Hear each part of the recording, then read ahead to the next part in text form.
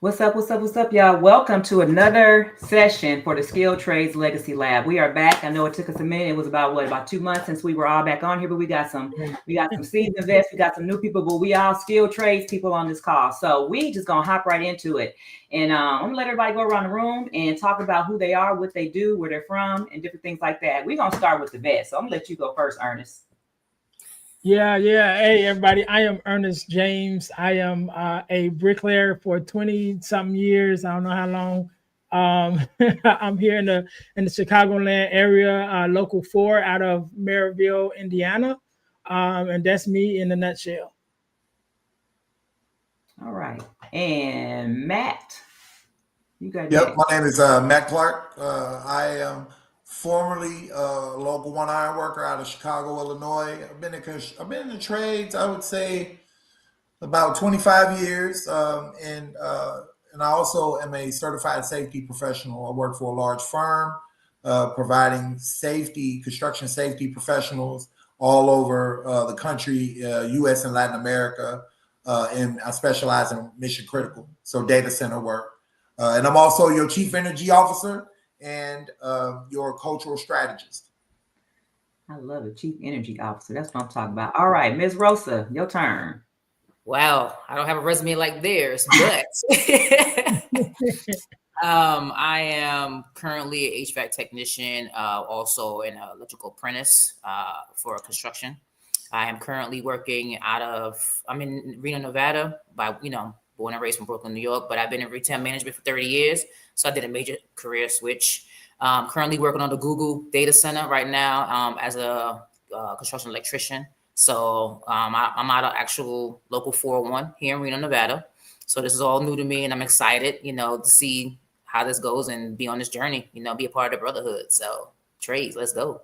All right, let's get it. And you guys, look, so I am Keisha L. Blair, aka Keisha the Electrician. I have been an electrician for I think it's almost 32 years now. Let me turn this phone off. My bad, y'all. Folks text you on a Sunday trying to buy your house, ain't even for sale. But Keisha L. Blair, aka Keisha the Electrician. I am a skilled trades advocate, career exposure facilitator, and also podcast host of Alpha Intuition Podcast. And I think everybody except for Mark, we got to get you on the podcast. But if y'all want to hear, a really great episode, y'all need to go over to Alpha Intuition page and go watch Rosa, the female HVAC technician. My interview I did with her to drop yesterday. I'm talking about, I couldn't stop laughing even when I rewatched it myself. I did the same thing. Man, I was wrong. Love it. Good episode. Great episode. Yeah. But today we are here talking about just the skilled trades, just talking about how to enter, evolve, and excel into the skilled trades. And, we see how everything right now is popping up. They're talking about how tradesmen going to be the next millionaires, all this stuff right now. So I'm like, okay, people are trying to wonder, how is this possible? So I think it is possible. So we're just going to chop it up and just talk about it. But the first thing we got to do is you got to get into the skilled trade. So, for me, and I got on here that skilled trades as a first choice. I'm going into the high schools talking to the kids about the benefit of earning and learning a skilled trade. I know you got college, you have the military, you got all these other options. You got TikTok professional, you got all kind of stuff. But if you get into a skilled trade, no matter what you decide to do after that, you can still fall back on that. So it's not a second choice or like a fallback plan. It is the first choice. So let's talk about it. What you guys got to say on the topic? Well, I'll jump in there real quick because one of the things you mentioned about it being a first choice, and it definitely was my first choice. I knew I wanted to be a bricklayer when I was in 8th grade. Unfortunately, I didn't know anything about the unions and apprenticeships, and I graduated out of high school. And first thing I thought, because the only thing I knew was go to college. Unfortunately, there was no bricklayer colleges. So I ended up going to college and taking carpentry classes to become a carpenter, which was fine with me too, because I liked the carpentry, but I wanted to be a bricklayer. It wasn't until years later that I ran into a union bricklayer who told me about the apprenticeships and all of that. And then I joined, I signed up, and probably within 3 or 4 months, I actually got into the program. Again, that was over 20 some years ago. But one of the things I tell young people, I remember talking to one in particular, and I was talking to him about joining the trades.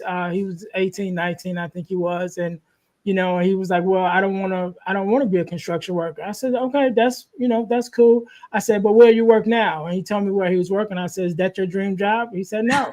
I said, so if you work in a job that you don't want to work, you might as well work one where you're going to make some money and learn a skill. You know what I'm saying? I said, so don't tell me that you don't want to, you don't want to do it. You want to make money, right? He's like, yeah, all right then, And my thing is, even if you decide that it's not something you want to stick with, you still learn a trade. You still make good money while you're learning. And once you learn that trade, you can always, that can be your fallback plan if you just want a fallback plan, But, once you get in there and start making that money, it ain't too many other career paths that's going to allow you to make, the kind of money that you can make as a tradesperson. You know what I'm saying? And enjoy it at the same time. Now, it is challenging, and it does, you got to like what you do, but at the end of the day, it's so many trades. It's like pick one. You got plenty of options. Mm-hmm. Yeah, man, that's a great point, Ernest. And just to piggyback, and I think this may have been the second time I've been on this podcast here. I'm telling you, when you talk about exposure and connections, listen, I didn't know what I wanted to do or who I wanted to be when I was 18 years old. Listen, just found out when I was 18 years old, my landlord was a business agent for Local One. Had no idea. Been renting from this guy for 6, 7, 8 years. Had no idea what he did for a living. Right? Just happened to ask me, hey, do you want a summer job before you go to Iowa State? I'm like, yeah, absolutely. Right? When that man told me it was $30 an hour, my dad never made that combined. I had never seen a job that paid that much in my life. Right? Now, of course, I went to college. I went the college route because I come from I'm first gen. I'm just gonna keep it a buck. I'm first gen. You got to go to college. You got to go to college. You got to go, right? Mm-hmm. Yeah. $150K in debt later, right? But just knowing my landlord and having that summer job, that gave me a seed of understanding about the trades, right? So I'm like, man, I got all this debt, and that debt is soul crushing. And what is it now? $1.77 trillion in debt in the U.S. for student loan debt. I was a part of that group, right? We all were. Right. So I went through a 3-year, 6,000-hour apprenticeship with Local One to become a journeyman. And it was life-changing. I saw some really cool things from a leadership perspective. Boots on the ground, field-tested leadership, right? Mm-hmm. Got to watch some really good leaders, learn how to become a leader myself. And just so happens I was out of student debt 4 or 5 years later. This stuff is life-changing. And I'll hand it over, but to Ernest's point, y'all better stop thinking that these trades are a fallback. That's a lie. Hey, Matt, real quick, how long is the Iron Workers Apprenticeship Program? It's 3 years. 3 years, 6,000-hour apprenticeship. You earn while you learn. You actually go to work during the day and you take night classes, kind of like the school year. So you out for the summer, but you go all year long. In mine, I think it was 6 to 9, 3 days a week. And they even pay you to go to school. Yeah. They pay you. They give you a couple extra hours, huh? Yeah, I know the bricklayers is of course, we're on the job as well, but we only got to go to school one day a week. And then I think it's like one night class. And how long? Again, you still out through the summer. The apprenticeship is 4 years, but that last year is pretty much just getting your hours. You don't have no more classes or anything like that. So you'll be on the job working, but you just building your hours up to hit that the hours you need for your journeyman card. Hey, and guess what? While you in there learning these trades, there's multi-generations, families with multi-generations. The dad, the son, grandsons, that are out here learning how to do these different trades. And I'm telling you, y'all, everybody like, shh. Now, wait a minute. Look, I ain't about to let y'all men dominate this conversation. So we're going to give the females a chance to speak, because I'm going to tell you, you go for 3 years. Yours is for 4 years. Rosa, go on and tell them what it takes to get So there. mine initially, they changed it. It used to be for the inside wireman, which is what I'm doing. Well, what's 5 years? Now it's 4. Okay. So my cohort is the first cohort that now is 4 years. So the first week now our classes are literally a week long, and they're daytime classes. So they're literally Monday through Friday, from like 7:30 to like 4:30 technically, but you be out of there by 3 o'clock. So first day of class, we're hitting DC theory, we're hitting bending conduit, we hitting circuitry. The first day of class. And that continued for the first week. From what I've been hearing from my people out here was when they were in apprenticeship, their first day of class was about tools. They're learning about tools and stuff like that. They took all that out, and they got on the ground boots, let's get it in, because they cut a year out. So now it's really crunch. So when I'm in school, I go to school. I was in class. My first class was in October. So now my next class is going to be in February. So between that time, I have about 5 classes of work to do. Each class has like 5 lessons, 13 different lessons in one class, on top of taking classes at the local community college here. Okay. So my classes actually goes towards a degree when I'm done, but it'd be an associate's degree. So since I already have an associate's, I have to get 2 classes I got to take out here for Reno, because they have like their Reno history class I got to take and a business class. So you take 1 class a year. So I really only have 2 classes to take, and I already have mine for out here. But yeah, it's a 4-year program out here. Yeah. So I think in actually, I believe every union is a little bit different, even for the same skill trades, because in Memphis, and it's 5 years now, but I know it was 4 years at one point, because when I went through, it went from 5 years to 4 years, but that was because work was prominent like it is now. So they wanted to get journeymen out there, because if not, like, they would have people that weren't trained taking up the work. So they were trying to turn out more apprentices. So they pushed it back to 4 years. And then somewhere along the way between when I finished, oh my gosh, back in 2000, they switched it back over to 5 years. And they go 3 nights a week here. I believe it's 2 nights a week. I think first year apprentices go 3 nights if they have to take a math class. Other than that, it's 2 nights a week from like 5:30 to 8:30. That's what it used to be. And they go kind of like the school, where we go from August to May. And then they're out during the summertime, kind of like what you said, Matt. But every apprenticeship program is different. Yeah. So if anybody's interested in any apprenticeship, you should need to just check with that program to see what the requirements are. So that way you can adjust and adapt to make it work for you. Yeah. Hey, Keisha, real quick. I'd be remiss to not mention this, right? So right now, because we talk about the need, because you mentioned something, and Rosa, you mentioned it as well. So right now, they are taking the time of completion. They're shrinking it down, right? Because of the need for qualified workers. Yeah. Right now, I think the last one I heard was 540,000 unfilled jobs in the country because of a shortage of skilled qualified labor. That's going on. So look, Matt, let me ask you this from a safety professional's perspective. That was a lot of P's. Safety professional perspective. What do you think that does as far as, like, how much more should we put focus on safety, because they're shrinking the program? Listen, it's so important. It's so important, because when you're out there on that job, see, a lot of people think safety is like some kind of a slogan. That's not what it really is. What we're looking for are qualified folks that know what they're doing out there, but they are also very astute to safety, right? They have a growth mindset. These are very, very safety conscious folks that are out here on these job sites now, right? They're taking a minute, they're pausing their work, they're coming back, they're assessing the risks. So from a safety professional standpoint, we need safety to be incorporated in these curriculums now more than ever.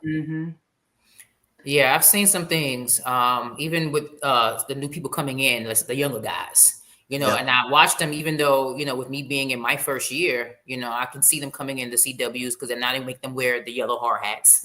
So they stand out, You know, before they kind of blended in with the blue hearts like everybody else. Now they got this bright yellow, banana yellow.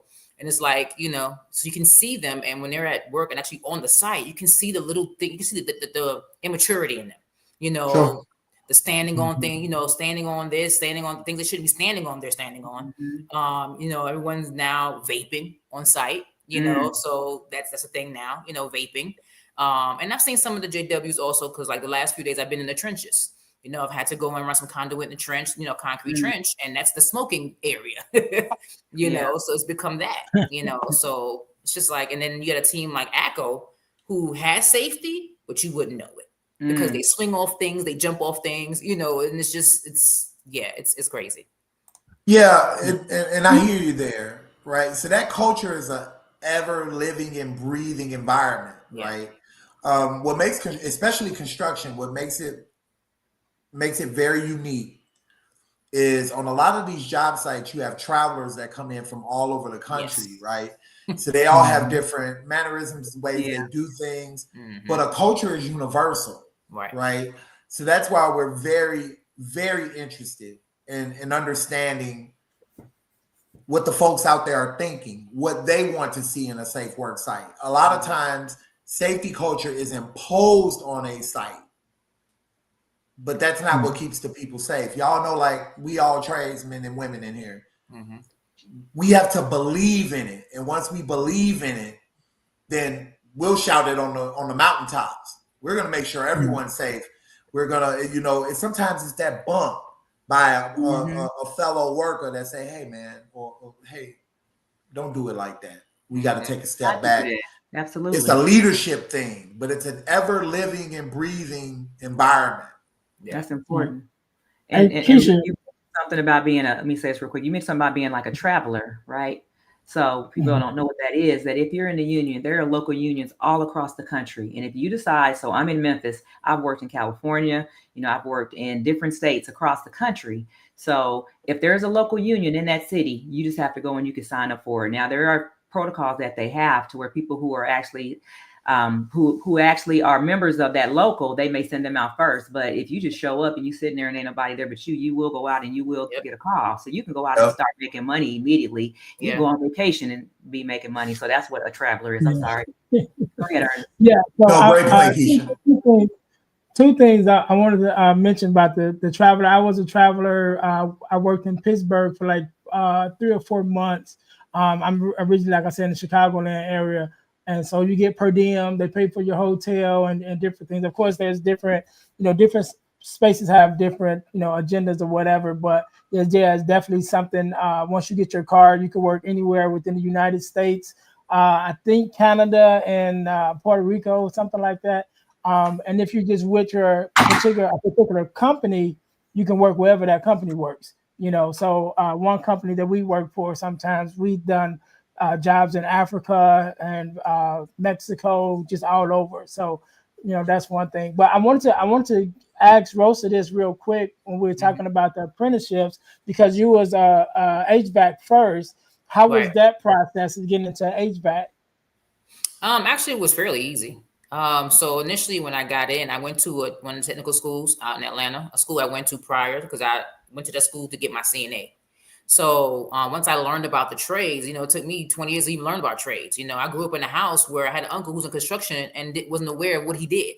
You know, I would just see him leave and come back dusty, you know, and then when things around the house needed to be fixed and upgraded, he would be the one to do it. So I knew he was in construction, but I didn't know exactly what he was doing, you know. So out here in Atlanta, there's a school I went to, like I said, for my CNA, but I was like, you know what, let me get to something where I can use my hands, you know, because being in retail management, it was just like, okay, I've done this for too long. I need to do something that won't keep me bored. I constantly keep learning, you know, and I can grow it, you know. So I went back to the school and checked out, they had a program that was for building automation systems. You know, it's a 2-year program. So I'm like, okay, I'll go ahead and take that. You know, it has motor controls. I can get into that. You know, I said, this is great. Signed up. I start class. My first few classes happened to be air conditioning classes. Okay, so now I'm like, okay, I'm taking my conditioning classes. I'm learning about refrigerants, you know, in our labs, we're bending copper, we're brazing, we're soldering, you know. So I'm like, okay, this is great. You know, we're doing vacuums on the systems and add a refrigerant, you know. So I'm like, okay, now we're doing something. And I'm like, okay, this is 2 years. I did more research into the program itself and saw that the classes I was taking was actually a certification. So it was like a series of 3 or 4 classes. So I said, okay, so these classes, I was literally at my last class. I said, so let me ask the school, you know, if I decide to stop right here, what does that mean? You know, so they said, well, if you do it right now, you can graduate with certification. Okay. Let's do it, you know. Okay, I don't have to do 2 years. I could do 4. I could do these 4 right here. And they said, yeah. I said, okay, great. So I spoke to my teacher, who actually is a technician as well. I said, okay, so after I'm done with these classes, what's my next step? He said, well, you need to go online and get your EPA certification. I said, okay, so where do I go? So he wrote it on the board. It was ESCO Institute. Cool. So I got online, and as I'm reading the question, because they have practice tests on it, and they're free practice tests. So I go online, as I'm looking at the questions, I just did this in class. I just did this, you know, so I'm like, okay, I know what all this stuff is. So it became a breeze because I literally just learned it the day before yesterday. So I was able to answer the question, you know. So I got to the point where I downloaded on my phone. Now I'm in. I downloaded on my phone. Locked in. Yeah, I was all the way locked in. I had the app on my phone for ESCO Institute. So now I'm at work, you know, on my lunch break, asking, you know, going through the questions. I'm studying on my lunch break. I'm studying on my 15-minute breaks because I get to work early. I'm studying before I get into work and clock in. So I was really locked in, you know. So once I got done with my class and I was finished, that happened in December. I have my test scheduled for January. My sister, she actually worked for an HVAC company as a dispatch. So I was like, hey, sis, you know, I'm about to graduate. I'm trying to find, I'm applying to everything, you know, online, on Indeed. Anything that has to say HVAC, I was applying to. Whether I can do it or not, I was applying. So my sister was like, hey, sis, my job is hiring. Come talk to the service manager. So I said, okay, cool. I go talk to him. He said, once you get your certificate, your EPA, come talk to me. I said, all right. So January, I took my test. After I took my test, I got the universal because I was doing research, learning that once you have universal, you can work with any refrigerant. You know, there's 4 classifications for the test: type 1, type 2, type 3, and type 4. So I was like, no, I need universal. That way I can't limit myself. You know, so I did that, got the universal.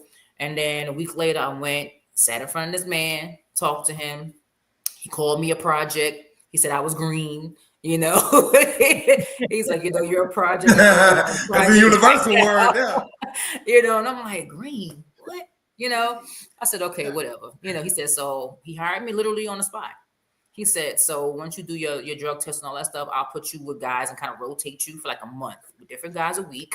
They give you some training. And then based on how you do, we'll set you up on your own. Wow. Cool. You know, so that was my process there. And within, I did my work. You know, I learned, they started me off as a maintenance tech, you know, so I'm doing maintenances, you know, and the guys that I was with were senior techs. So every now and again, they would have like a service call. So I got to see what a service call looks like, you know, so I'm like, okay, so me, I'm a hands-on person, you know, and I could watch you do it. I need to do it. That way I know how to do it, you know? So I was just like, I'm going to do the next one. You just watch me and let me know what's what. And after that, I took off. It was like, yeah, you know, because I'm mechanically inclined and I've always been. You know, I just had to show them that I wasn't that green like they thought I was, you know. Man, that's a great story, Rosa, because Yeah. I mean, I'm gonna be honest with you, and Keisha may beat me up for this, but I'm just gonna say it anyway. Mhm. Well, electricians is number one. We out. No, Oh, I'm sorry. My bad. Go ahead. I just want to pause the tape here for a moment. Right, because think about how many people are out there in careers, majors, that has nothing to do with their alignment, like who they are and what they're good at and their gifts. Yeah. Right. I remember being a kid playing in the sandbox. Playing with the Tonka trucks and the excavators and all of that stuff. And I remember even then, right? Like that's what I want to be. I want to be a fireman. I want to be an equipment operator. And then somehow society just told us that no, you need to go to college to be educated, to make it out here. And I just I feel some sort of way when I hear someone say, I'm good with my hands, always have been. I know that. They say to thine self be true. Think about how many misfits we have out there that belong out here building the country. Yeah. And initially, as a child, I took everything apart. I was just that kid that was very curious. I opened the TV to see what it looked like in the back of the TV. Like I was in a lot of trouble. I was that kid. You know, I opened everything. I try to, fix everything. You know, I was a kid that I could take a bike. I could take 3 bikes and make a brand new bike out of 3 bikes. I took the parts out and I literally made like a Frankenstein bike. You know, like I took a chain, shortened it because I knew in my mind that it's gonna make the bike go faster. I knew for some reason I knew that if I took a link out of that chain, the bike would go faster. Don't ask me how I knew, but I knew. Wow. And my uncle was like, "How do you figure that's gonna work?" I said, "It's gonna work. Watch." And I popped that chain open and I tightened it real tight. 2 pedals. I was halfway down the block. Look at me. And he's just like, you knew. And I'm like, I just knew it. I said, because it had a lot of, leeway. I said, if I tighten this guy up, it's going to change how this bike rides. And with that, but also with me growing up, I also played sports. So I was a kid at 8 years old. I played basketball most of my life. So it just always used my hands. One way or another, I've always used my hands. I was always good at using my hands. So, Rosa, what would you say to a young person that's out there? I mean, think about if you would have known with those kind of gifts and talents that you have. Yeah. Imagine being the 17-year-old Matt Clark that has someone in your life that says, "Hey," and introduces you to the trades at that age or earlier, or earlier. What can life look like for that person? Life, like I told Keisha, had I known about the trades when I was 20, if I'd have known about HVAC when I was 20, I definitely would have gotten in. Like I said, being from New York, we don't have central air. We just open the window, or we got a box fan. You can box fan, you put in the window, box AC. Oh, that's real. Yeah. Central. I didn't grow up with central air in my house. If it got hot, you open that window. So they ain't ready for that conversation though. But go ahead. But had I had someone do that, now I'd be in a position, and I look into it when we do college versus the trades, right? You know how people be out of debt right now? There won't be any debt. There wouldn't be a debt, because you're conditioned to, when you finish high school, you got to go to college. That's what you're told. That's what I was told. And I tried it. But guess what happened? My freshman year of college, I left class, I left my coach, and I went and got a job. Because I was like, this college thing is not where it's at, and I don't regret it, and I don't knock people who are still in that mindset. Yeah. But the reality of it is now you're looking at the way things are going. Look at the way the world has shifted, and the direction it's going in right now. College is not where it's at, because now you're going to be sitting there with this fancy degree and can't find a job. So I call that wallpaper.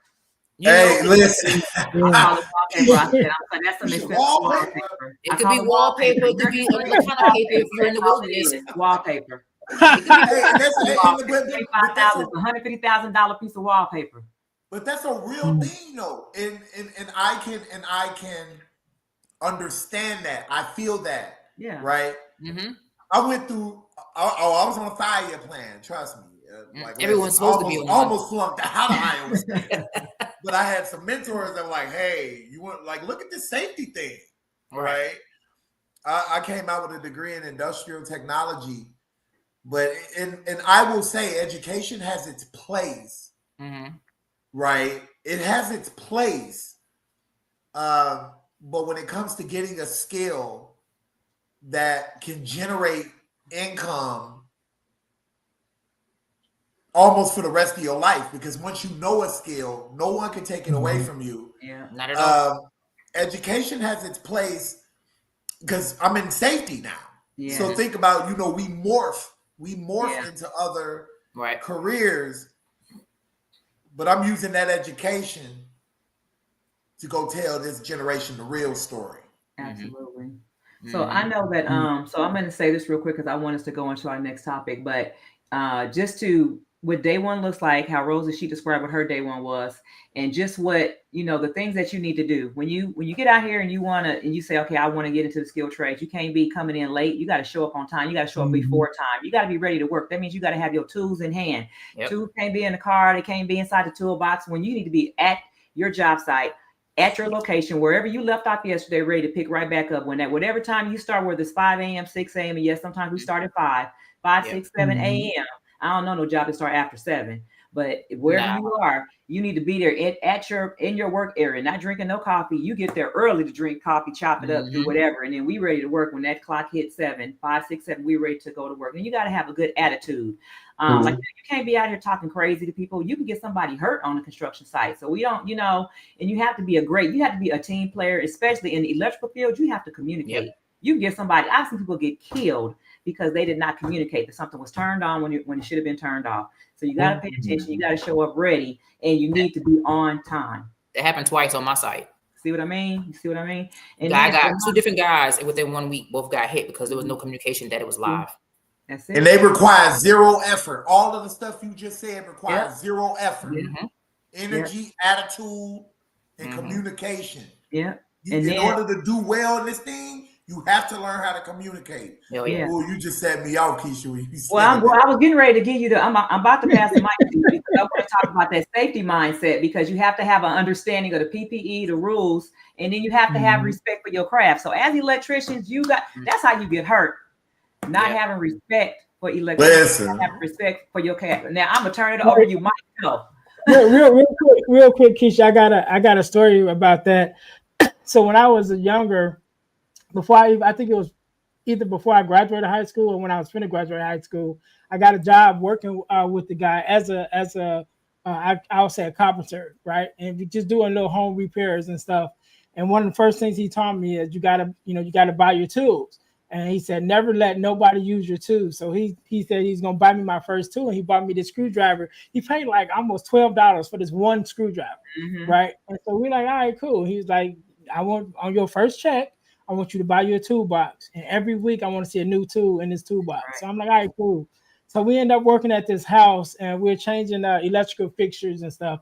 And so he was like, let me see your screwdriver. And so I gave him the screwdriver, and he goes to work on this electrical the switch or whatever. I don't know what he hit, whatever he didn't turn off. Sparks went flying everywhere. Melted the whole top of the screwdriver. He brings the screwdriver back to me and say, "That's why I told you don't let people use your screwdriver." I knew you were about to say that. That's why you don't let nobody use your I'm like, all right. Yeah, that's the one you want. You know what I'm saying? Like, what happened to my tool? Hey, that's why you don't let nobody borrow your tools. Oh man, that's crazy. Yeah. Oh man. Okay, now I can see Matt's face. Matt got something to say, so we're gonna hear what you got to say, Matt, because I know you over there brewing. Because I'm over here losing my mind right now. See, you talk about sparks, you talk about people dying. Now, listen, safety man about to go crazy on the call. He just popped out on y'all, like. But it's a great. No, in all seriousness, it's just a great opportunity to talk about, because we hit on safety culture a little bit, right? We listening to Rosa and Keisha and Ernest, we're talking about real life situations that happen out in the field. For anyone that's looking to get into the trades, understand this. Safety is so serious. I've been in safety for almost 16 years. I'm a construction safety professional, and I'm here to let you know that in my career, every single injury, every single incident was preventable. And, they have terms out there that you're going to hear, like, I am my brother's keeper, or I am my sister's keeper. Yes, right? When you're on these job sites, you have to have a growth mindset when it comes to safety. It's like going to the gym, right? You ain't going to just get muscles overnight. It takes repetition. It takes a growth mindset to really absorb the information, understand the reasons why, for lockout, tag out, and, we're locking out equipment to make sure no one gets hurt. And, there's levels to the safety. But at the most basic level, do what you can to be safe. And if you don't know, you better ask somebody.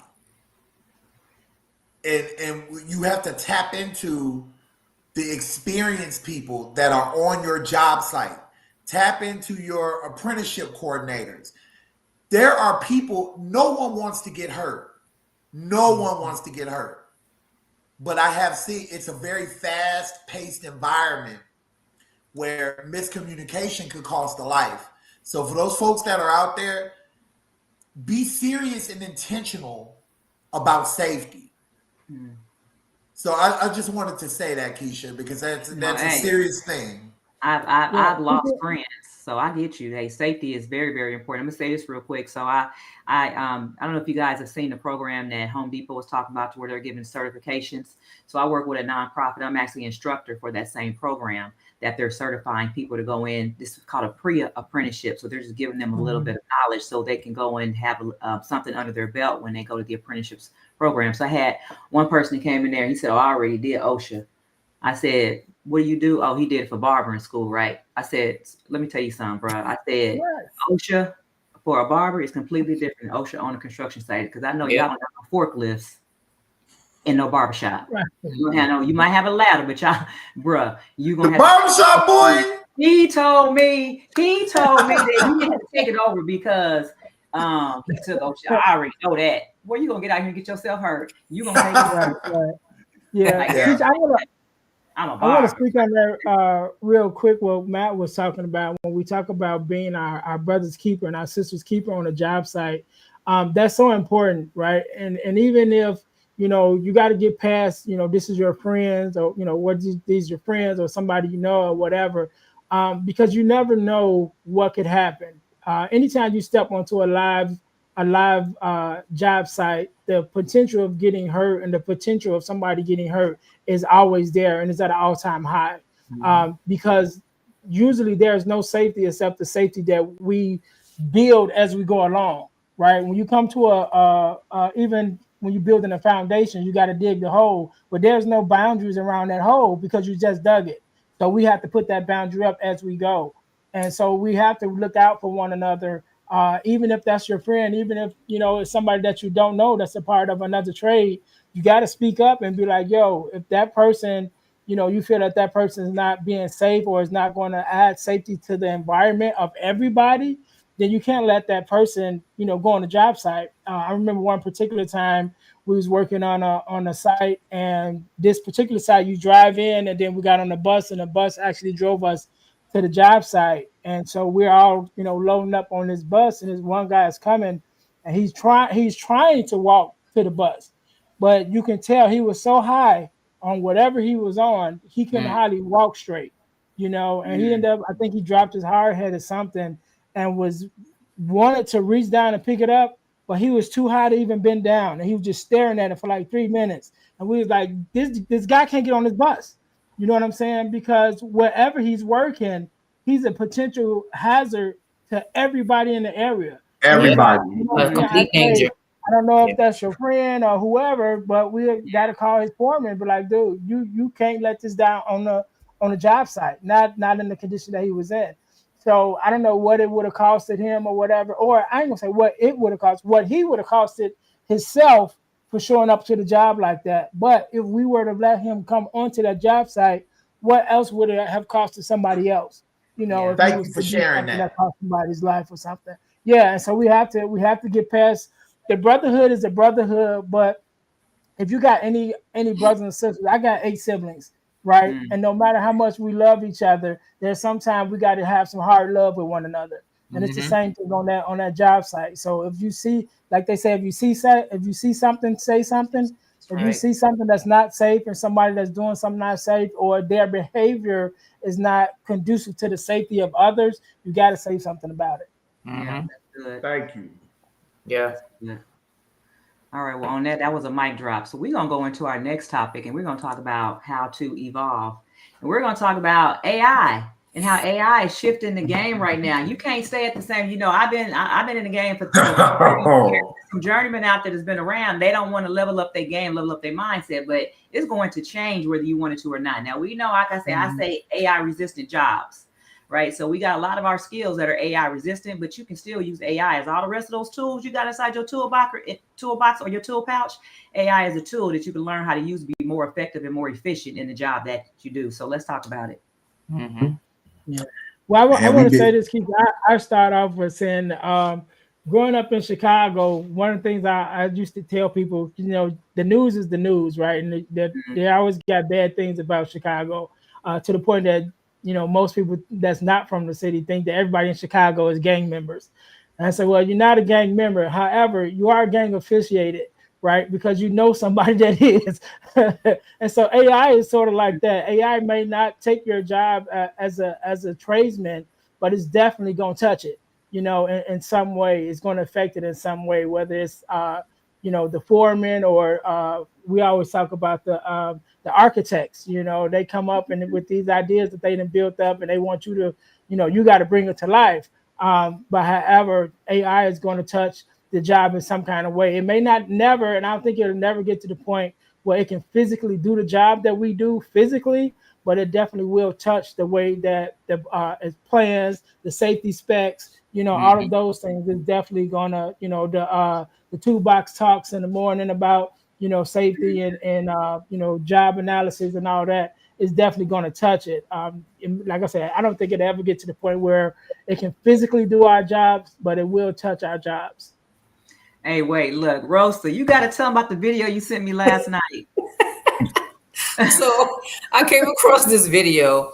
Russia has this new AI robot, right? Humanoid. And it came out to the Rocky theme music. And it took 2 or 3 steps and went flat on his face. So, of course, Putin, the president, he's embarrassed because he's, you know, trying to introduce this new humanoid robot. It's staggered. Like, it literally, I was like, that man needs to be drug tested because the robot was barely able to stand. And he fell flat on his face. So I said, Keisha, here's your AI. Look, whose job is he going to take? Right. Hey, you got to send me that video. I'm going to see if I can find it, if I can play it on here. Oh, my God. It was hilarious. My only job they're taking is... I get the weirdest things on my news feed. So I was like, oh, yeah, I got to send this to her. Can we just talk about this? Definitely good points, Ernest. I heard you talk about a couple of things, right? So, you know, with AI, especially in the construction field, it's more of a partner, right? So for those folks who may be just getting into AI, I'm not going to try to act like an AI expert. I can only tell you exactly what I've seen, you know, thus far in the industry. So right now, AI is improving workflows and work planning, right? So I'll give you a quick example. I was looking at for a specific client, I was looking at injury statistics. And what I noticed was that there were a lot of hand injuries, right? Like extremities. So like feet, hands. And I'm really sifting this data to understand, right? I'm okay. You know, I see this commonality here over, say, 200 incidents throughout a portfolio. And AI actually has the ability, if you prompt correctly and you talk to it correctly, it can actually forecast where the next location, in the likelihood of a similar injury. Mm-hmm. So it says you've had 100 incidents in these locations. Well, it looks like from what we're seeing, there could be a potential that it can happen in place number 3 on the job. And you look at it and you're like, oh, it makes sense. We've got trade stacking. There are multiple contractors that are working not on top of each other, but in the vicinity. There's much high risk work going on there. So for the human expert, you know, we're able to look at that and say, hey, is there an opportunity to improve the work planning? Can we have this trade in here for this hour? Can we have it to where they're not so crunched on top of each other to meet schedule? So that's what I've seen, you know, with AI being used. For the folks who are new to AI, I would say too, and I'll drop a comment. I'll drop a link in the comments. Coursive is a really good tool for those folks who are starting out in AI. And it takes you through the roadmap and the journey of learning the different, GPT, Gemini, and also Google has a certification as well, and it's free. We better get on top of it. Y'all better start learning it because it's a real thing. I know Ernest, Corey, I see he's in the chat, but Ernest introduced me to this person. He's really, really good with AI. I was going to have him on. Hopefully I can get him on when we link up next time. But he talks about all the different tools that are out there that you can use. Really, really, really great discussion. So all those things that you mentioned, I'm trying to get up to speed because this stuff is popping out so fast. It's like it's too much for me. I can't even remember the stuff that I want to remember, let alone something that's new, right? They tripping with Sora. Yo, the little video one, that's wild, man. That's Sora. Yeah, Sora and HeyGen, to where you can actually take your content and create somebody that looks like a real person to talk about different kinds. You can create your own avatar, So that's what I think that's like the big thing now they're talking about, like in Hollywood and how they're taking over the industry and the music stuff like that. But as far as for what we discuss as far as for the skilled trades, there's so many things out there that are starting to be automated by artificial intelligence. And it's really good. I mean, just even think about, so I'm gonna say hi to some of my friends. I see Ray, he's with Beyond Educating Foundation, and that's who I'm the instructor for the pre-apprenticeship program. And everything is automated now. So it's like, these classes where I had binders, 4 or 5 inch binders, I would have to carry around my books. It's on the computer now. So things are evolving. So we just need to make sure that we stay on top of it as they come about. Some of the best friend. Yeah. Some of the classes that I saw, like for telecom, they actually have the virtual reality they're doing in classes now. So you actually put it on and it kind of puts you literally in a room where it looks like you're literally there. And then you got to kind of go through the steps to troubleshoot or find things, but you literally have on the virtual and you're literally. Isn't that cool? Yeah. A lot of classes are doing that as well. So that's how they're introducing it as well. Okay, now instead of just doing the books, we're going to put you in the class. We actually put you in the room so you can actually look around and see where you are. And now you got to figure out what's what. Was it like a HoloLens?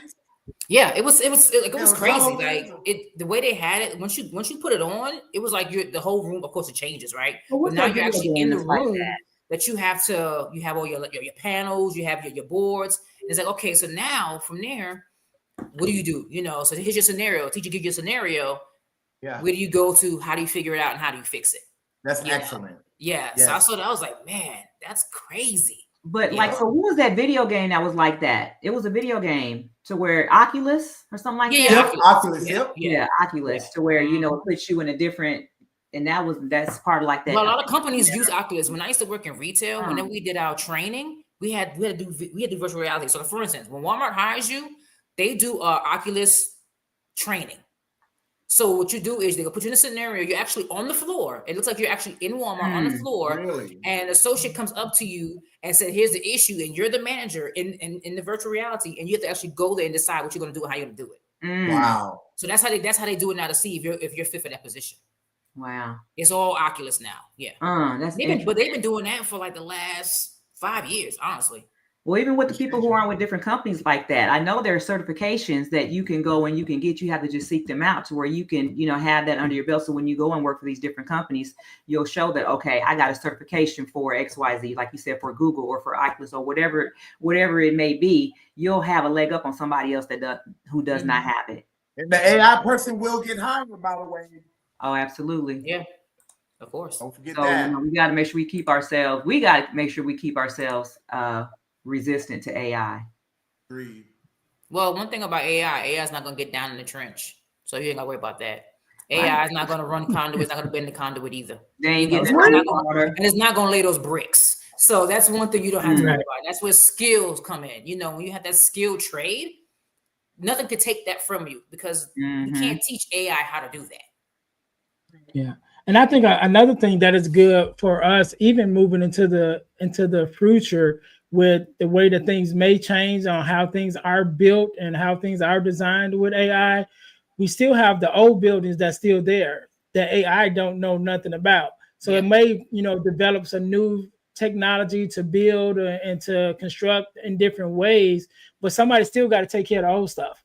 You know what I mean? Somebody has Somebody actually still do got the to work. take care of the old brick buildings and things of Mhm. that nature. So that's why our jobs are AI resistant and it's time Yep. resistant. Like as long as Yeah. you physically can do the work, you can work forever because Yep. somebody's always going to need a house, right? Mhm. For everybody that has a house, somebody got to paint that house. Somebody got to replace them brick. Somebody got to replace some windows. Somebody got to fix some fixtures. You know what I mean? And so we'll always have work as long as we're living in, building structures. Anybody in the building trades will always have a job. So that's Hey, something that absolutely. And they look even more dangerous if they know AI. Yep. And look, when I go into the schools and I talk to the kids and they say they've never heard about any skilled trades, I'll tell them just to look around the room, between the floors, between the ceiling, between the paint, the stairs, everything that you see around, it has to do with skilled trades. I said, you wouldn't even have a school to go to school in. If I said there were hundreds of skilled trades workers that put this building together and they made good money while they did it. Yep. What their face look like when you told them that, Keisha? What would their face look like? They were just like, and no, because first they kind of like sat there. So I said, what if I told you that you can make, after high school, you can make 6 figures in the next 5 years? One person like, oh, it's going to take too long. Well, you can spend 5 years working at a fast food restaurant, or you can spend it earning while you learn. Hey, Keisha, I would have said you spent 4 years right here in high school. So exactly. You know what I'm saying? 4 years in high school. It's going to take too long. I appreciate it. He said he's going to share the conversation with the students in the class. Thank you. I appreciate that. Another thing about skilled trades. We talk about here because of course we're all here in the U.S.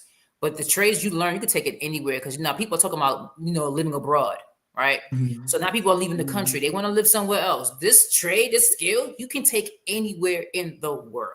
Mm-hmm. Anywhere in the world. Some countries don't have AI. But it's still a skilled trade. You still need it there. You can still work. You can go anywhere with it. Man, you go to another country that don't have it, you're gonna look like somebody who invented fire. Yeah. You just said somebody. Like what? That's a good one though. That's a good one though. The same. But what I am hearing, new. What I am hearing though, and sorry if you see me look down, I'm actually just jotting some notes, right? Safety man, y'all watch out. We got the safety man on site. No, you good. No, yes. Taking notes. I ain't gonna do you like that. No, but 5-0. No, what I right. 10 on the block. 10 is on the block. We're hearing about, and just to tie it together, just over the last probably 20 minutes, I'm hearing about the importance of education. Mm-hmm. I'm hearing about the importance of access. Like to Rosa's story, just access to someone who can tell us that these trades exist. I mean, Keisha does it full time where she's talking to kids about, look at the floors, look at the beams, look at the paint, right? They need access to people who have that type of information. Mm-hmm.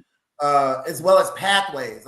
We've been talking about pathways over the last few minutes. I mean, I've gone into something completely different. Keisha, and, Ernest and Rosa's looking at some things too. Pathways, there's a lot of different pathways. The trades, to me, I feel, are a launch pad into leadership.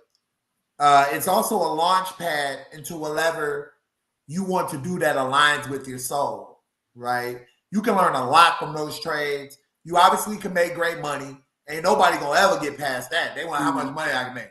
Yeah, but there's a deeper fulfillment from within the trades that I feel is important not to overlook, and eventually it leads to the path of ownership, right? So I'm just writing these down, but like Rosa, lock in. I had to say, like, Rosa, like, I locked in. Yeah. Man, Rosa got more. She got more skills under her belt right now. It's like she's skill trades, like we changing our socks. It's like Rosa is on one. She's doing it. Yeah. Rosa's gonna show like I got you. But she's Yeah. making sure she gets that information. You get that knowledge. Like you said, it's the education side of it. And it's not only that you want to know how to do it, you want to know why it's done that way. And honestly, that's what I use my TikTok page for. So me being, a lot of people don't know they're female HVAC technicians. That's right. I did. That's how I found you. So a lot of people don't know. Like when I've gone to houses, even customers like this, you guys exist, and I'm like, yeah, we do. We do exist.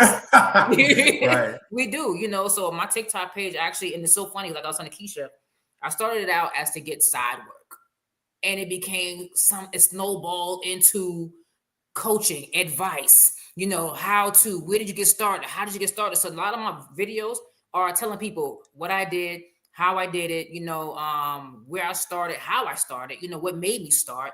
And then also, like I was saying, Keisha, I also have an ebook that's linked to where I literally break down chapter after chapter from start to finish. Yeah, I have it on my page, my TikTok page and my YouTube page. There's a link. Okay. You click on it, you can download it, get the ebook, and I literally have I have about 11 chapters that goes into the necessities, where to start, or, as far as a school, technical schools in your area, research that, from there, once you get these are classes you need to look for, classes you need to take, and then from there, once you get done, how you go online and study for the certifications that you need, in order to work, right?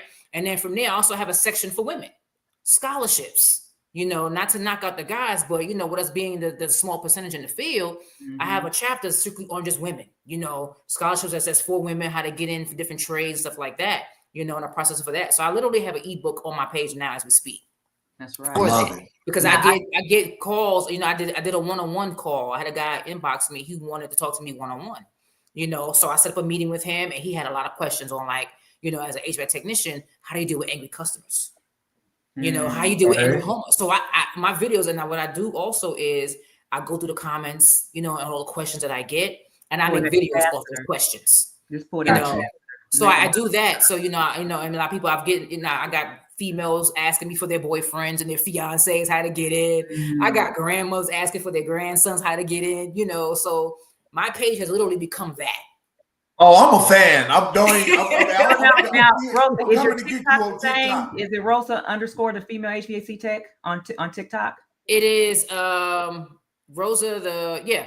Okay. Got you. So like right now, like I told Keisha, if you Google me, Rosa female, my pages pop up. I pop up to myself on YouTube. So yeah, that's so I'm becoming now where I'm talking to people, and I get like a lot of young guys, who's I just finished high school. What do I do? And I've give them advice on the areas that they're in, depending on your state. There's always a technical school somewhere around you, right? So I tell them, hey, this is the program you need to look into. Find out how long the program. Some of them maybe even 6 months. Just what happens. Mine was in a built-in program I was already in, which only ended up being 4 months. So within that 6 months time, I went through my process, got, testing, got my job, and now I'm in a whole new trade. That's beautiful. So and look, and I don't know if you heard me, but I said that you do with them angry customers, go out there and pull that capacitor. Trust me, they're gonna call you back. But like I tell the guy, he was like, how do you deal with angry homeowners? I said, you got to remember, they're not mad at you, they're mad at the problem. Exactly. Right. Exactly. So if I call 5 different companies to come fix an issue in my home and not one person was able to fix it, I'm pissed off. Yeah. Sure. And now you're number 6. Mm-hmm. So you can't be coming into the backlash. So Rosa, real quick. Emotional intelligence. Gotta have that. Probably about 20 minutes ago, that's something I mentioned. The importance of having that emotional intelligence and having good communication skills and having empathy, right? That's really important, especially in the trades, because you're working with a client, you're working with your teammates, you're working with the project manager, and they're all under pressure. Right. Yeah. I think one of the most overlooked skills, and this is coming straight from the Chief Energy Officer desk, one of the most overlooked skills is emotional intelligence and empathy. Exactly. So I'm going to tell you this so seriously. So that's why actually for the technicians who are already working for the companies, I talk to them about understanding and regulating their own emotions. So I have a leadership launch pad that I developed strictly for technicians, for technical professionals, because everything's about maintenance until something needs to be added or something needs to be fixed, right? They don't think about it. And I recently heard that through where I work at now, to where her name is Miss Cheers. She told me it's no longer called soft skills, it's called power skills. I'm like, I like it. And so that's a term, really? right? Yeah. They're power skills. So they're power skills to where it helps them to understand those leadership things that they don't get in the apprenticeship program. Because in the apprenticeship, we're talking to you about how to develop your skill. They're speaking about the craft. They're not speaking about how to develop you as a person, as far as like that self-awareness. So that's something that I saw that there was a gap there. by working with technicians, by working, side by side, and then leading them on teams where it's like, okay, yeah, what y'all arguing for? This is just crazy, and even in the skilled trades, we already know there's no HR on the construction site. No, there's no HR. You got the chief energy officer that might show up periodically, but he ain't gonna be out there every day. So you have to learn how to do those situations, right? And we all out there every day. We don't want to see the same. We don't always work it out. But you have to learn how to regulate your emotions. And it's like, because somebody, they may escalate, and that's when people get hurt. Yes. Yeah. You have to. And one thing that, especially and at least in our area, and I'm sure it's in other areas too, you end up working with the same guys on every job. Yeah. You know what I'm saying? Like generally, some guys may change, but on every job, you're running into the same guys that you just worked with on the last one. So if you get into it with somebody, you're going to see that person again. You know what I'm saying? And so you don't want to go to every job site and having to deal with the same issue on every site. So it's better to, again, build those skills, know how to de-escalate a situation and walk away from it, if you need to, because you're going to run into the guy on the next job. So you want to make sure you do that. And you guys are all in the you already know you can get blackballed because you will. There's other contractors that you can go work for, and sometimes you'll get a bad rep. So your reputation may precede you, and they may turn you away, which they can do. They don't have to. This is getting good. So I'm just saying, you have to watch your attitude because your respect first of all, respect goes both ways, but the respect that you get on the job site, that can make or break your career. And it takes people who have good personalities on the job site. The contractors know that, and they want those people to come and work for them. They don't want no troublemakers out there. So how you treat people really determines how far you go. And that goes to the story I started telling you this morning when we first started talking about the so-called hazing. Yeah. Same situation. That was so when you came in, Matt, I was telling Keisha about a story about me on the site, and another female, JW, called herself trying to haze me. Trying to show up for the guys, just to put her chest up or whatever. And I just let her know I'm not with it. Get out my face. I don't care what your level is. The other day you want respect. You're not gonna get it from me this way. And I walked away a few times. And she kept following me and getting in my face a few times. Trying to. I said, I don't know what you're trying to prove. I said, but it's not going to work here. So I suggest you to get out of my face. And I was very respectful about it. But I'm like, once she was shorter than me, so I'm looking down at her like, shorty, get out of here. Try not to let the New York come out of me. So I was just like, if only you knew. That emotional. That's what we were just talking about. And I'm sure. Keisha, and I'm sure this is definitely something we could cover in a whole nother segment. We're going to talk about this on the next one for real. We're going to deep dive on that one. When she mentioned the emotional, having emotional, and for me, it was just like, I stepped away because I knew how to deal with that. Me having, now they say they want to call it power skills, my soft skills stepped in. Because being in management, I developed that along the years. Yeah. So I knew how to de-escalate and walk off. Although you kept following me, I still kept walking off because I'm not going to engage you. I'm not going to give you the energy that you want. And that's great that you're saying that, because in construction, specifically in the high risk trades, that's what I do day in, day out. I work with people all over the country, and I actually am teaching them communication skills, skills that are going to pay the bills, and skills that are going to have them in the best light in their careers to grow as a person. Right. So I love that I'm hearing this. This is awesome. And I like it. Skills that pay the bills. We're going to have to put, that's it right there. That's it. Skills that pay the bills. These are the true skills that pay the bills, y'all. Yes. We're going to learn how to use the tools. Yep. Yes. But this is the real skill right here. And the real skill is here. And there's also AI resistant. And it's AI resistant. Come on with it now. But it's a good therapist, though. Yes. That's the segue into our last topic. We're going to talk about how to excel. And I know, Matt, you kind of tapped on it, right? To where you were talking about just the things that you were doing beyond it. And then Rosa, too. So it's like, we start taking the trades. Once we get through school, you start turning that into a business. Because I was reading something this morning where they were talking about, the only way that somebody who has a skilled trade can become a millionaire is if they open their own business. Well, I mean, that was somebody that actually don't have a skilled trade, because we already know once we finish it, we can turn it into a business right there. I can go work for myself anytime that I get ready because I'm licensed and I'm certified. Right. So whether I choose to or not, that's up to me. So let's talk about it. That's a good one. Go ahead, Ernest. Yep. I'll even say this, Keisha, right? Because after my 20-some years, I ain't trying to be doing this forever. Me personally, I love it, but I ain't trying to be doing it forever. And even I get called for side jobs. People like, hey, I want to get this done. And I'm like, yeah, let me connect you with somebody. Thank you. So that's another part too. Because I call my homies right up and be like, hey, I got a job. So you go knock it out, give me my percentage, what I'm saying? And we good. So even on that part, even being like a dispatch, if you want to call it that, you know what I mean, to have other people. That's what it is. You're contracting out the work. Yeah. So you can excel to the point that you ain't even got to pick the tools up.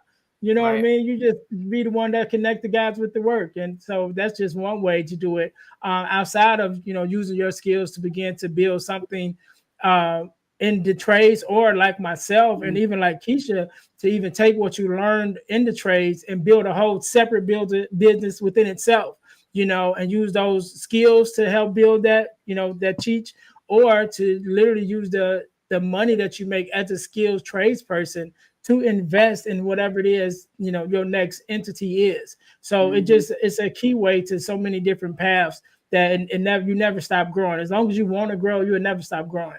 That's right. That's a great point, Ernest.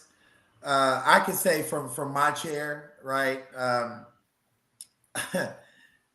These trades have led me places. I'm just so thankful. Like I like, a lot of times I just sit back and I wonder like how, right? Like 25 years later, how? Because, I learned on the tools years ago, and it led me to safety, right? And being able to connect with the hearts and minds of craft workers in every trade all over the country. The trades opened up a Rolodex so large, right? But then we start thinking about what's our legacy. We start thinking about what gift or what do I feel can add value to the world, right? So then we start thinking about business ownership, right? To Ernest's point. Right. I mean, my wife and I, we own a full service commercial and residential window cleaning business and a holiday lighting business, right? All under the same company, Sparkle Squad. But what's really cool about it is we were able to hire two 19-year-old kids that just got out of school out of high school. And they said, we don't want to go to college. And I remember, like, we just started Sparkle Squad about 6 months ago, and my wife and I were sitting at the table one night, and we say, I think it's time we start a legacy, because we feel that every human being should have access and a pathway to ownership.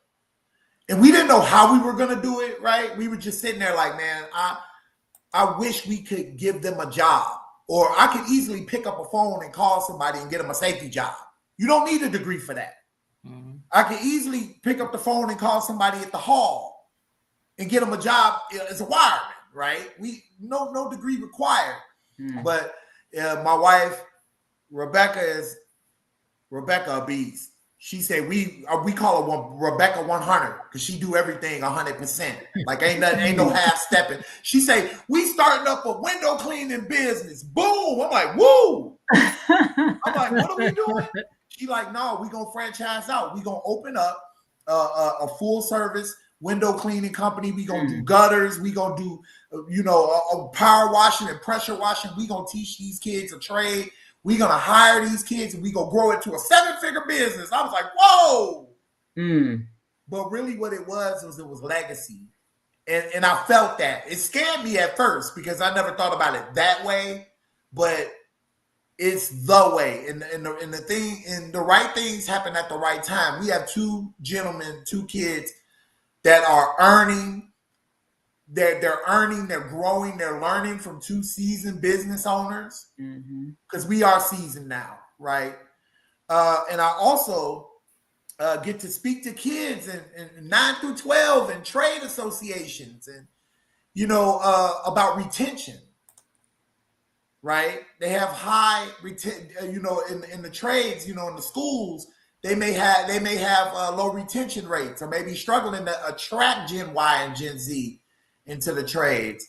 But through speaking and consultancy, that's the path I took. It ain't everybody's path, but it's the path that I took because I feel like I could give the most value. And I also teach companies how to create world-class safety cultures and do it at scale. So where could these trades take you? If you ain't listening to Ernest and Keisha and me by now, I don't know what to tell you. But I know the possibilities that are out there for those who believe and want to add more value into the world. I know, Keisha, I went on a run. My fault. Man, I already know I'm used to it by now. No, you be dropping some gems, or you be dropping some gems. So I'm like, hey, I just let you roll with it. Thank you. I appreciate that. Thank you very much.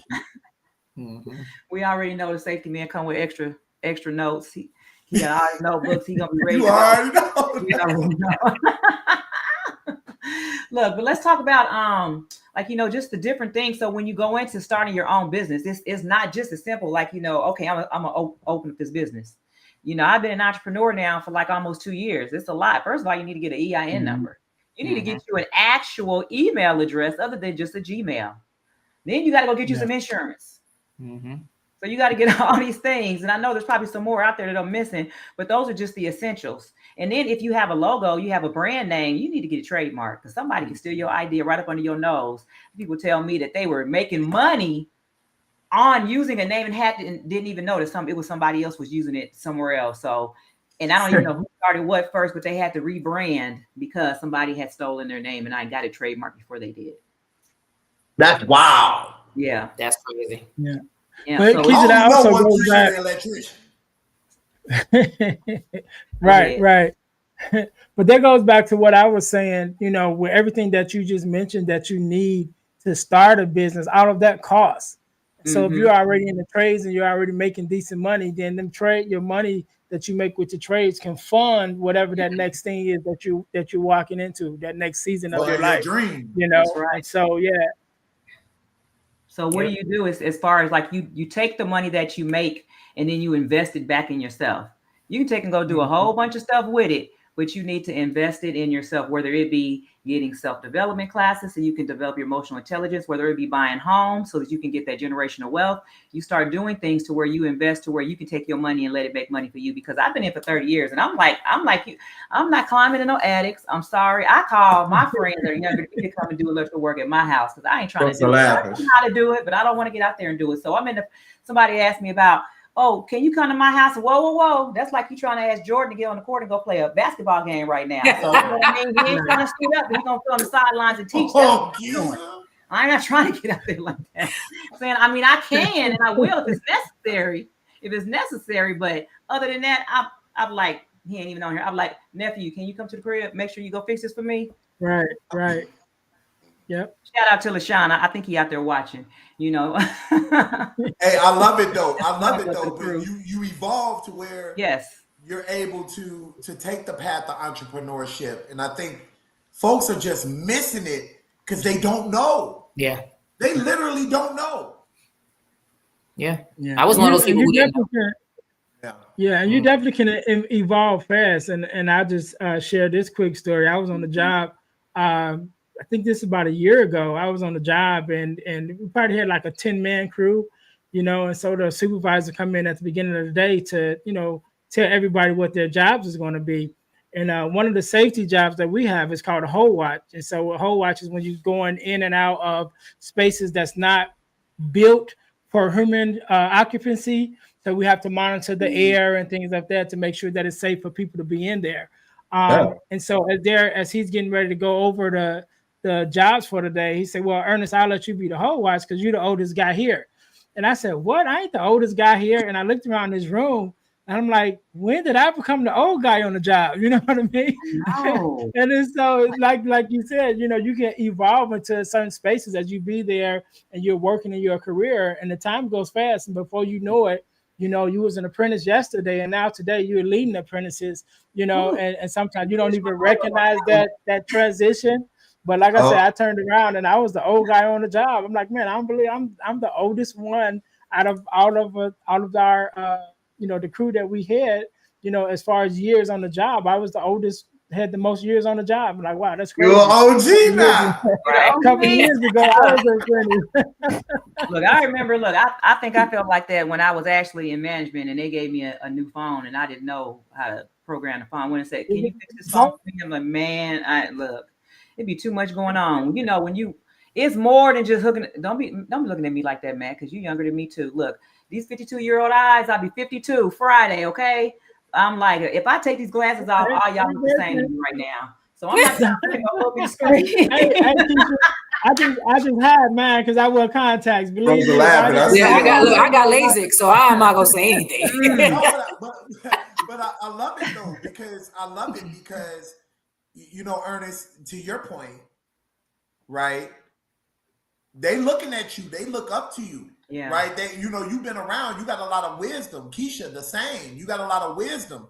You out there giving people free game, like game when it comes to these trades. Rosa, you in it. Yeah. You in it. Like now, I'll tell you something real crazy.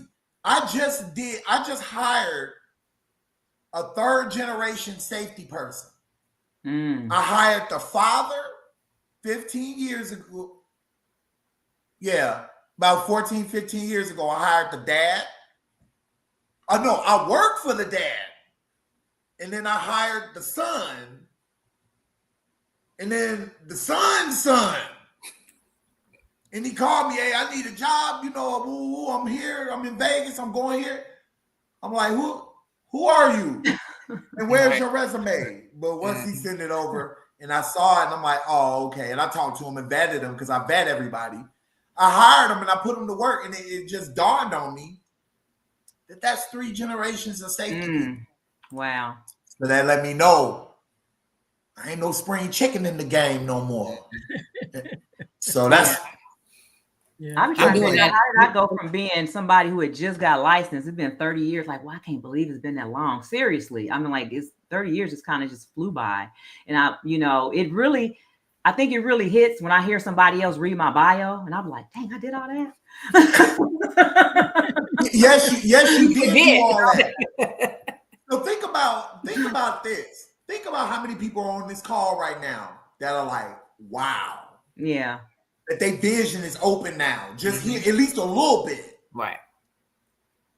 And just even us being on this platform, that's a part of AI right there, to where we're even able to just get on here to share this message all around the world. Anybody, once it loads, anybody will be able to see this information and get the game that we just dropped. So, I mean, AI, once again, it's just a tool to help you to advance and to develop yourself. It's not meant to take over your job. Yeah. Even us being on here, Keisha, all 4 of us are in different states. You know what I'm saying? So even us just being on here together is a testament to it. Different time zones. Of where you can go with your trades as well, because we are all different spaces, all different trades, and we all still doing our thing. So yeah, because I'm in Memphis, you're in Chicago. Matt, you are in Iowa. Yep, I'm in Des Moines. Yep, in Des Moines. I've been here about 15 years. Are you in? I'm in Nevada. In Nevada. You know what I mean? So yeah. All over the country, and we coming together just to make sure that we drop this game for people who want to understand more about the skilled trades. We see the benefit of it. I mean, we've been a product of what we're trying to tell people about. If anybody want to say, oh no, that's not good, no, take it. I'm telling you, I'm a single mother, 4 children. I not only put myself through college, I put my kids through college as well. I got one of them going through right now. Man, that's a whole nother conversation. But, being able to do that through the skilled trades. I mean, I'm sorry, but I think she said this to me. I don't know who it was. So if you aren't listening, I can't say, I'm not going to give you credit, but she said pink collar, those pink collar jobs. The pink collar jobs, like the ones that are traditionally that they think that women should take. And so now I'm going to get into those blue collar roles. It's like, those pink collar jobs wouldn't have afforded me the opportunities that I've had to be a part of to help me put myself through college, put my kids through college. You know what I mean? To where I can even sit right here and talk about the last 30 years. And yeah, I'm not gonna say it was easy. It was difficult at times, but you know, it all builds character. It made me into the person that I am right now. And I even talk about, so you know, even I speak on mindset, I speak on resilience. I talk to people about the different things that I learned being organized. I learned how to be organized from working with different journeymen who wouldn't let me do anything less than be organized on the construction site. That part. Like I do, show up on time, before time. You know what I mean? These are all the rules that were embedded in me over the last 30 years. So now I can show up, and it's like I can talk to somebody in leadership about how to organize anything because I've learned how to do it and I've made it a part of my life. So it's a part of me now. So these are the skills, and I call them the leadership lessons that I learned when I was in the field. They made me into the person that I am right now. That's good. Yeah. That's good. That my son Weldon, he got a 3.9 GPA. If he wouldn't, if Park wasn't wrestling and could go on a D1 scholarship, probably Park welding. He welding now. well, no, seriously, because that's where we at. We don't play in our house when it comes to trades. Our children are, Parker be 17 in January, Maddie will be 15. Well, she's 15, she'll be 16 in August. And they look at the pictures with just so much pride back when I was on the iron. And they've lived through that evolution. You see what I mean? Mm-hmm. So they know. They like, Dad does something completely different now, but his heart is in the trades. Mm-hmm. To where they feel good to, hey, Dad, I'm learning how to weld right now. I'm like, oh, okay, let's go dust that weld off. Right? Mm-hmm. They see the pride in that kind of work. And I'm telling you, they lied to y'all. It's so much knowledge and so much pride in the trades, y'all. Oh, yeah. I promise you. Yeah. Right, like right now I have, it's so funny. One of my nieces, she's 7 years old. And her mom, I just kind of, I talk to her like on WhatsApp when I'm normally at work. So she sees like when I'm doing, make videos to show her what I'm doing. And she's going through my TikTok videos now to see what her auntie does. You know, and her mom was like, yeah, I'm going to start her out early. I said, like, she's 7, let's go. That's I said, so she's watching my videos and she sees what I do at work. And, you know, I send her videos of me being on site, you know, me having to go up on the scaffold and take down some cable. And, you know, she asked me questions. Why were you so high? What was you doing up there? And, you know, what do you got to do? And I do my videos with her. She's 7, you know, already piquing her interest. And I'm like, let's go. Let's get this generation hyped now, you know, that's good. 7. And get them in knowing now what's going, you know, my aunt did that when I was a kid. And, you know, yeah. So that's kind of what I'm doing right now with my nieces. They need something to believe in. Oh, yeah. If it's one thing this generation needs, not more than ever, is they need something to believe in that they can take care of themselves and their families for generations to come. And I told her. They've been lied to too long. And I told her, because she's 7 years old, told me she wants a pink Tesla. I said, well, you get in these trades, you'll get your pink Tesla. Go get that bread. I know me. I got the pink tool. You already know that. Hey, I'm trying to get my pink tool. He's like, hey. Yeah. Actually, and that also goes into legacy and even how we started this whole thing. You know, one of the things that when we think about it, and I you know talk about this sometime, when you think about the pyramids in Egypt, you know, and how long they've been standing, and knowing that somebody physically had to build that. Imagine if you could trace your bloodline back to some of your family members that was working on that, and be able to say, my grandfather, great, however far back, you know, helped build them pyramids. And so I'm here in Chicago, and we have what's called, it used to be called the Sears Tower, now it's called the Willis Tower, you know, but it's a tall building one here in Chicago. And to be able to say, hey, my grandfather or whoever worked on that building, you know, is something to take pride in. And so there's two projects that I've worked on before I started getting into like working into the mills and you know the industry side. But I worked on an AME church in Gary, Indiana, and I worked on Hobart High School in Hobart, Indiana. And both of those, you know, beautiful buildings are still standing. You know, and I'm able to say, hey, I built that, you know, even to my kids, you know, we drive past it all the time, you know, when we're driving around and going down the street and they drive past that same street and say, hey, my dad built that building, you know what I'm saying? And so that's legacy that's being passed down, you know, generation to generation, again, building that pride that, you know, that outlasts you. Those buildings probably be standing long after I'm gone, but my kids and my grandkids kids can be like, yo, my grandfather built that church. You know, my grandfather built that school. So yeah, it goes back I to love the it, legacy man. that Hey, you hey, build. hey, so Ernest, so where in that building did you leave your mark? Because I know you had to put something on there to where So, you That's got right. on there. You know, we got autograph our work. So where you leave your name so at? Put the little initials. So one of the things that is definitely frowned upon as being a bricklayer when you're Allegedly, where did you put it? No. yeah. Right. So when you're building a building with bricks that have different shades of brick, or different color brick, you know, the laborers mix them all up, and so that they, you know, so you lay them and they don't look like there's a specific pattern. But some guys have been known to lay them brick out where it leaves a letter, like an E or a J, for instance, you know, on the back wall of the school near the parking lot. You know what I'm saying? So I've heard, you know, I haven't seen it because it's frowned upon, but you know. But yeah, sometimes, and then even another thing, going back to legacy, of even, you know, guys have been known to like write a letter or something and put it like in the cell of a block, because, you know, let's say hundreds of years, they decide to add on to the school, and so they have to break into that wall. Now you have a letter that say, hey, this journeyman left this letter that he wrote 100 years ago, you know, just describing his experience or whatever while working on this building.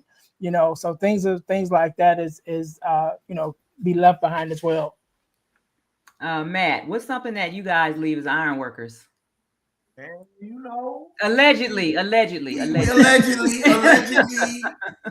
we we may put, you know, little scribble in one of the corners of the beam. You know, maybe we might, you know, go to a little corner real quick and some initials that can't get caught by quality control. You know, they turn that building over, and then, you know, it's there. And but I will tell you, you know, I felt you, Ernest, what you just said right now about those two structures that you built. And I built Trump Tower from the ground up. Wow. All rods. I started out, it was a hole in the ground. And I got out there. I was an apprentice. I had on a tool belt.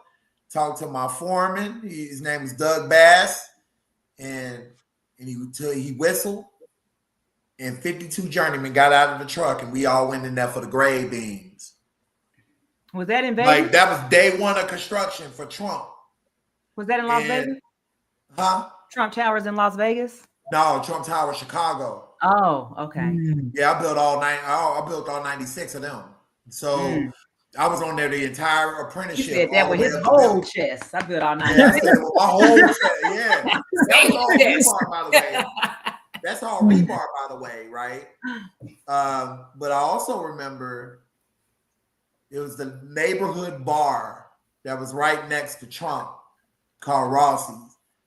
And I'll never forget, we all had a drink in there on a Friday night, and none of us knew that job was over because we was all at the top of it. And we just thought it'd always be tomorrow. Like, you know what I'm saying? We're going to get back together next week. Never did we know we'd be taking the last drink together as a team. Yeah. Wow. And I'm gonna tell you this, and that's something that, you know, you have to think about too for the skilled trades. This is another reason why it's essential for people to go into get their own companies and different things like that, or to go into maintenance after, to just use the trades as a stepping stone and not a plateau, because every time you literally work yourself out of a job. Once the job is complete, you have to go somewhere else. Now, right now, like you said, we got over 540 something thousand jobs that are open in this for the skilled trade. So you can go back to the union hall or to the contractor, whoever you work for, and there'll be more work for you. But it hasn't always been like that. It's been times where I've been on unemployment, where I had to go get food stamps, where I had to go get these things because there was no work out there, right? And before I had started my own company, these are things that I had to think about. It's like, okay, so what am I going to do to help to better myself? So that's what I decided to go back to school, and I got a certification in instrumentation. Then, you know, I went through different programs for safety and different things like that. And then I got my journeyman's license in 2000, and I applied for a maintenance position. Because, you know, maintenance is a little bit different. Like I said, now you got HR. You definitely have to think about those emotional intelligence and safety and different things like that. But now it was a point to where I didn't have to worry about whether I was going to work myself out of a job, because there was always equipment that had to be maintained. Yeah. And also to go back to one of the things you're talking about, we mentioned earlier, and Matt, what you just mentioned too, Keisha, about getting to the end of the job, and then even adding to the legacy part of that. There's been 2 projects that we worked on as bricklayers that I laid the last brick. You know what I mean? That had to finish the project. And I remember the first year that I did it, you know, we were all working. It was like, all right, got to the end, and it's sort of like the end of the day. And it's like the last 5 brick I had to lay. And then that last brick, you know, everybody just kind of stood around, like came and watched, like, all right, this the last brick, Ernest. You know, you get to put the last brick on the job, and then it's over. You know what I'm saying? And so I laid that last brick, and it was like, all right, we done. You know what I mean? And so even that legacy, to be able to do that twice in my career, where I had the opportunity to lay that last brick to be the end of the project. But also going to what you said, Keisha, too, you know, even as we're promoting going into the trades, there is a time that you may come to where you may get laid off and things of that nature. But by us having these conversations and talking about being business owners, you know, going in and having that mindset that, okay, while I'm working, let me make sure I'm putting something up and building my own thing on the side. So when that layoff time come, or when that end of the project come, I'm not out here just like, oh, I ain't got nothing left over. Like, no, I've been building while I've been building. You know what I'm saying? And we build your own business, build your own company and things, you know, that you may want to do, so that when you do have that downtime, now you can go right into building your own stuff as well. Well, I'm going to say this, and I said this earlier, but, you know, electricians, we literally are the alpha and the omega of the construction side. We the first ones there, and we the last ones to leave. And honestly, most of the jobs that I've been on, I probably have been laid off because really they wanted change orders. There were all kind of things that came up after the project had ended to where electricians were still there on the site. So there's always work for electricians. You end up going back. You know what I mean? Yes. You get 2 checks, and then you be back there. And be back. Thank you. Yeah. Because like, now we got change orders. So, you know, you end up going right back to the same job site because now there's more work that needs to be done out there. Yeah. And even talking about legacy, even for me coming in now, starting with this whole Google campus, you know, and me coming in the beginning of a giant data center that's being built out here in the desert in Nevada, right? So now a legacy for me would be, I was a part of, I built that Google data center. You know, so when one campus is done, we move on to the next campus. Because out here, the contract they have for Google is like for the next 8 years. So when I tell you the travelers are everywhere out here, they are coming out here. They're giving them the per diem. They just gave us last week an incentive on top of the per diem. So it's out here. Wow. You know, it is literally out here. Hey, she ain't lying. Hey, listen. They're getting ready to build a Google facility in Memphis. I mean, no, it's in West Memphis. It's right across the bridge, but still, it's like right here. So 8 years, that's a long time. Yeah. You just have to say, Rosa, whoever listening, y'all might want to listen to what Rosa's saying. Yeah. The digital infrastructure, it is here. $1 trillion investments. Yep. In mission critical data center work throughout the U.S. Yep. Please listen. Anybody listening here today, or that take it back to your students or to your loved ones, look at data center construction.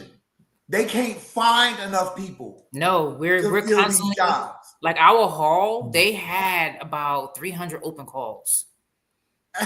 Listen, and then look, you know what? They're still open. They're still open. Data centers. Even after they finish in 8 years, you know who they're going to need to maintain that data center? Listen, I'm a data center construction safety expert. You are hearing it directly from us. Yep.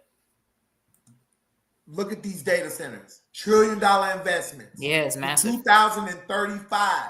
Yep. I literally did I did a video on it, Keisha. You gotta send it to me. Look, I was supposed to be finding that other video. See, that's what happened. I'm 52, y'all. I'm sorry. I'm trying to get my mind ready to start saying it on Friday. I'm like 49.98 right now. I'm 41.98. So I'll be. Did I say 40? Boy. You said 41. 51.9. Don't get my numbers all wrong. Okay, I can't formulate my mouth to say it. I'm about to be 52. But you can get real quick. I'll drop the video in the chat. Man, I forgot. Yeah. Well, So happy birthday, Keisha, definitely. And also, I want to shout out Keisha for something else as the being a chapter president of the Next Level Speakers Oh, yeah. chapter, the ATM. Is that what is ATM, that? It is Arkansas, ATM. Tennessee, Yeah, Mississippi. yeah. Yeah. And they just had their inauguration yesterday. I wasn't able to make it, but I definitely called my girl and congratulated her. And I had my people go and represent for Yeah. Chicago. But yeah, I Chicago definitely want to say Tribune. happy birthday and congratulations on that. yeah, Yeah, I appreciate that, man. congrats. It was if you and I know Matt, I know you're in like next level. It was a mini mastermind. I had swag bags, I had food, we had chicken and waffles, we had a stage, we had a DJ. Nice production. Just go if it's still there. Go and look on the story. Go and look at my story. Go look at Next Level Story, and you'll see all this. We had a great time. You should have showed up. You should have been there. Thank you. Hey, we out here teaching right now. It's kind of Exactly. crazy right now in Q4. Yes. Yes. Mhm. Well, look, yeah, we've been on here for an hour and a half already, and we can talk about skilled trades all day long. But that's the benefit of having an understanding of skilled trade is that you can just talk about it. And we're at the phases now where we're learning about it, we're teaching about it, and we're trying to make sure we pass that legacy over to the next generation. So look for us to come at least once a month to have these discussions. But if you are interested in bringing us out to speak to your school, to speak to your teams, to your organization, whatever the case may be, you can go to craftingcareers@build.com. And if it's somebody specifically that you want, you can list their names too. We'll make sure that we get the information over to them. Or if you want all of us to come out, we can come out as a team because that's what we do. Let's go. Let's go. Your school, and we can let the kids know that AI ain't taking our jobs. No. What we do is AI resistant. So, and y'all already know me, put my name up here, Keisha L. Blair, aka Keisha the Electrician. You can find me on social media on YouTube and Instagram at Keisha_the_electrician. Or if you go to Facebook and LinkedIn, that's my government name. That's Keisha L. Blair. So yeah. But I have and I'm going to shout out the program that I'm working for right now, which is Tennessee Builders Education Foundation, TBEF. Like I said, they're the program that I'm working with, and also Beyond Educating Foundation in Memphis, Tennessee, to where they are doing some great work. People who, they're telling them, look, you can learn a skilled trade. And people who are intimidated by tools or electricity, whatever the case may be, they're helping them to get those skills that they need so they can go and apply for these apprenticeships. But not only that, they're bringing they're bringing the people who employ them to the people that they train to help them get jobs. So they're doing some great work right here in Memphis. But if you guys are interested in bringing these tradespeople in to your organization or to your school, you hit me up and you let us know. craftingcareers@build.com. And who's next? Somebody take them. No, I'm gonna give it to Matt. Go on, Matt. Yep, Chief Energy Officer 2 Matt Clark over there on Instagram. Tap in.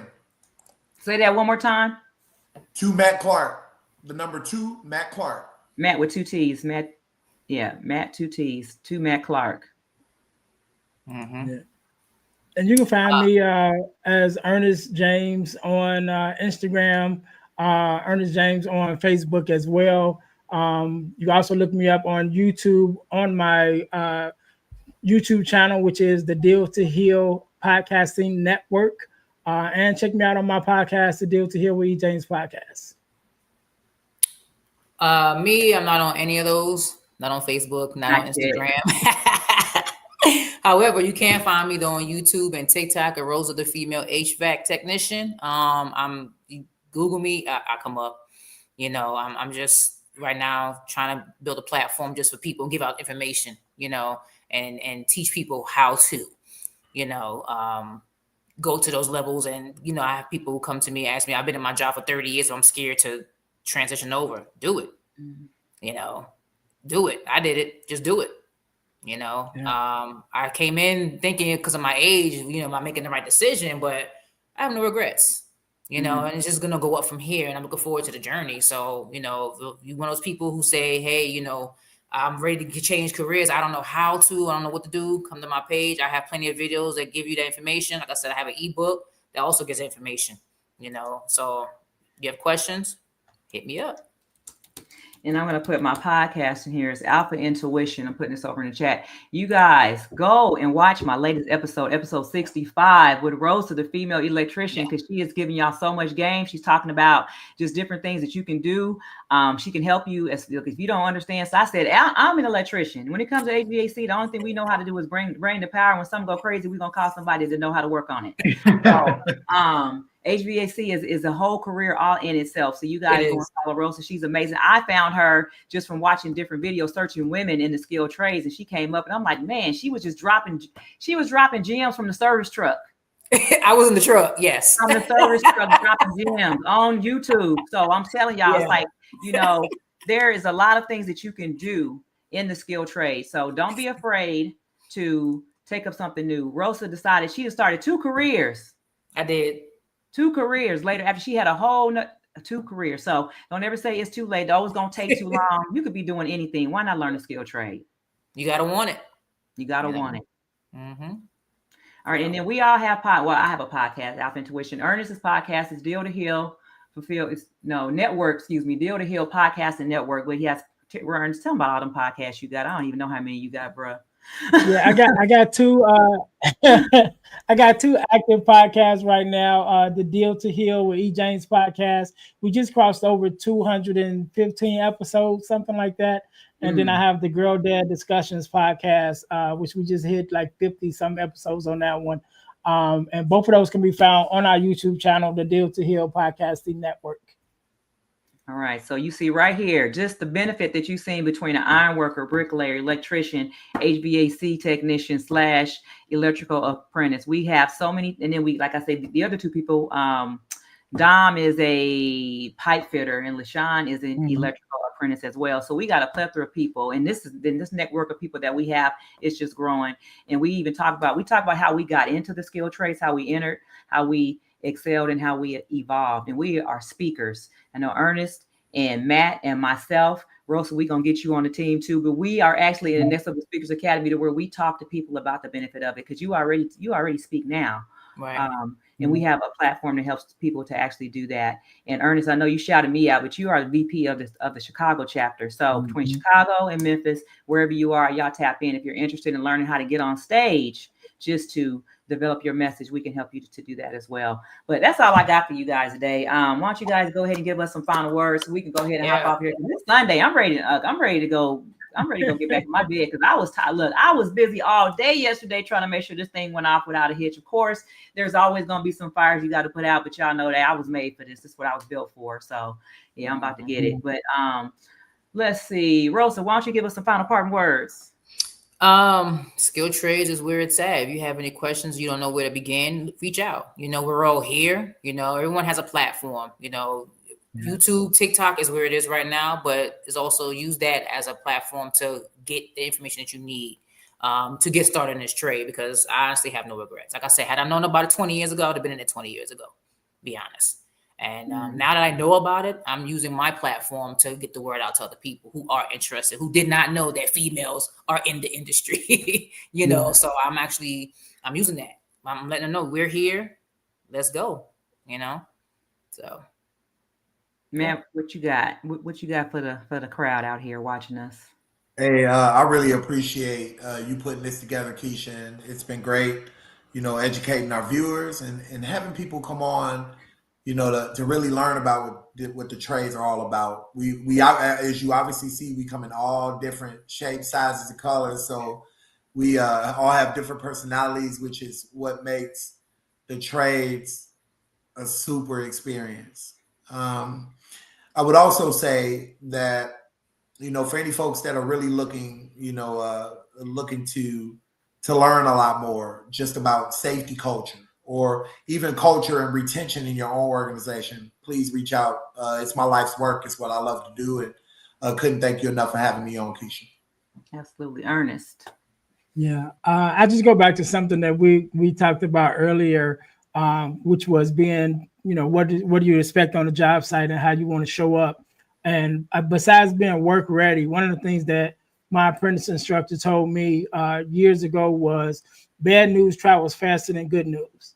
And so you're the best bricklayer or tradesman in the world. Nobody may never know But if you bad, it's gonna hit that job site before you get there. And so you want to make sure you're always are operating in integrity, you know, learning your craft or doing the best that you can, you know, every time you step out on the job site, so that your reputation will travel before you do, but it'll be traveling for the good instead of the bad. So that's what I live with. Wow, that's a mic drop.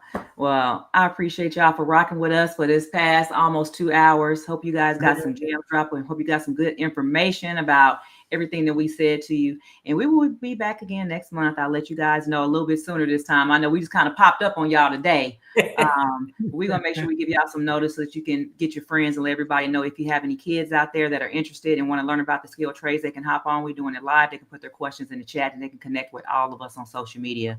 So with that being said, I'm going to let y'all get back to y'all weekend. So y'all already know what to do. Man, don't stop, keep climbing. Y'all keep that energy. We out. Peace. Peace.